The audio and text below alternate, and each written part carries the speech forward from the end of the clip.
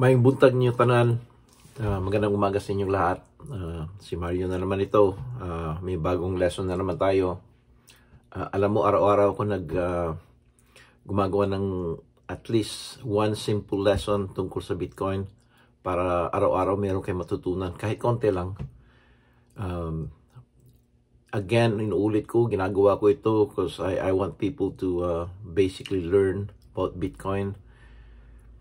At saka nagiging advocate na rin ako tungkol kay Bitcoin because I myself nag-i-invest ako sa Bitcoin. Ang pag-uusapan natin ngayon ay medyo hindi masyadong seryoso. A little bit of fun, you know, minsan we should have a little fun. Tungkol ito kay Mr. 100. I don't know kung sinusubaybayan ba ninyo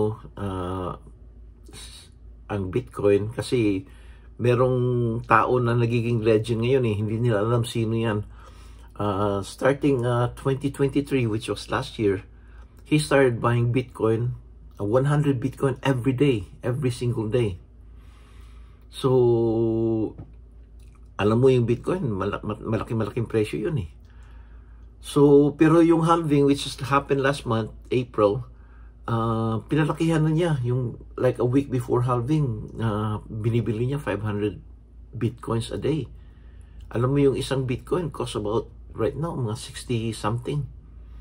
So can you imagine magkano ang bili niya per day na Bitcoin? So ngayon nagiging ang mga tao, maraming mga sumasabay sa Bitcoin, nagtatanong sila, sino ba yan? Bakit hindi niya, yung pinalabas yung pangalan niya? Parang si Satoshi Nakamoto. Everybody knows him as Mr. 100 now. So marami mga rumors, mga marites lumalabas na kung sino si Mr. 100. Ang isang narinig ko is isa siya sa sheikh dun sa one Arab nation na bumibili noon, na mayaman, alam mo naman yung mga Arabo yung lalo na yung mga sheikh, mga billionaire yan. Ang isa namang rumor na narinig ko lately lang ito, isang bangko raw sa Japan na ayaw nilang malaman sino sila, namimili raw ng Bitcoin. Hindi pa nga natin alam baka Pilipino ang bumibili, di ba?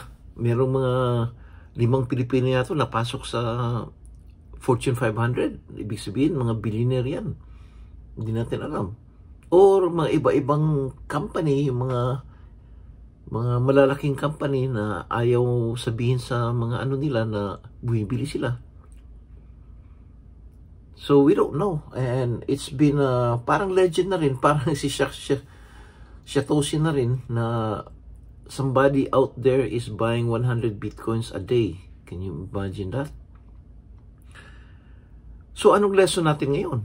Ang lesson natin is, basically, we don't have to buy 100 Bitcoins a day kasi we don't have that kind of money.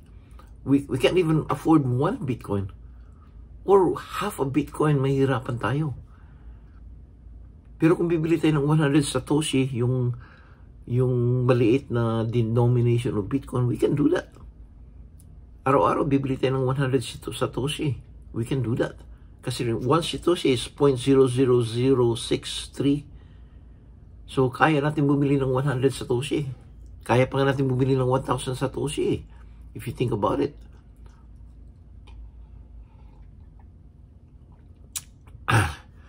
Well, anyway, ang lesson na gusto kong sabihin sa inyo niyang si Mr. 100, kahit sino yan, kahit na malaking tinatago niya yung identity niya, the lesson is meron siyang malaking conviction. Naniniwala talaga siya sa Bitcoin. Can you imagine that? Somebody out there na really believes in Bitcoin, na he puts his money where his mouth is, or, bumibili siya ng 100 Bitcoin a day. And why is he doing that? Because he knows in the end, ang Bitcoin tataas ang presyo. Alam niya na volatile yung Bitcoin, na tataas, babagsak, tataas, babagsak. Pero in the end, it's gonna pass its all-time high. So, kailangan matuto tayo sa kanya. Tayo na, kung mayaman na yun, and talagang naniniwala in their heart, na, alam mo yung mayayaman, hindi sila basta-basta palabas ng pera eh. Gusto nila yung pera nila, it works for them, na lalabas na yung pera nila will make more money for them. They make money work for them instead of them working for money. We've learned that so many times. So, nag-i-invest sila. So, ang ini-invest nila, yung mga bagay na alam nila makakapera, na tataas in value.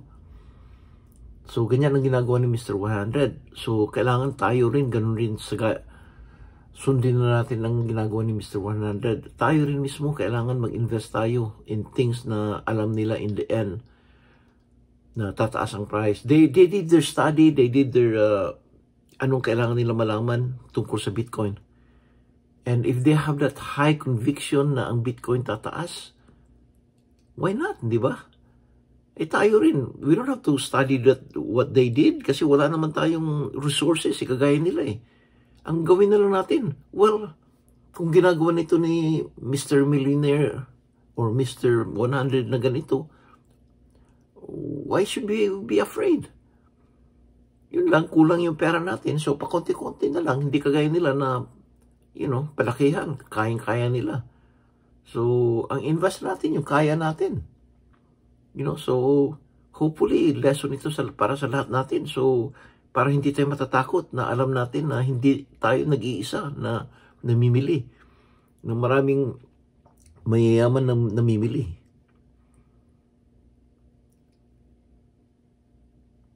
Hindi lang si Mr. 100 kasi naging kilala na. Kasi yung ginagawa niya, araw-araw bumibili ng 100 bitcoins. Meron pa maraming ibang mga mayayaman dyan na bumibili besides Mr. 100. So there's so many. Hindi lang mga mayayaman, mga institution, mga corporation, mga nasyon. Can you imagine that? Nations are buying Bitcoin? So, nagiging accepted ang Bitcoin. Pakonti-konti, padami ng padami ang tao na naniniwala ng Bitcoin. Remember, pag umpisa ng Bitcoin, maraming hindi naniniwala. Akala nila scam lang. Na something that will come and go lang. Na, maraming mga traders yan na they're just making money na Ponzi scheme. I hear that a lot. Ponzi scheme ang Bitcoin. Pero marami na acceptance sa Bitcoin. Ang capital, ang market capital ng Bitcoin in billions na. Ibig sabihin, ang daming people involved with Bitcoin. So that's basically it. That's basically my lesson is you have to have a high conviction like Mr. 100 and learn from him and others too. So thank you. I hope you enjoyed our lesson for today. Not that much, simple lang, pero hopefully it motivates you and teach you something na, about Bitcoin. Maraming salamat, and again, don't forget to subscribe, like. Thank you.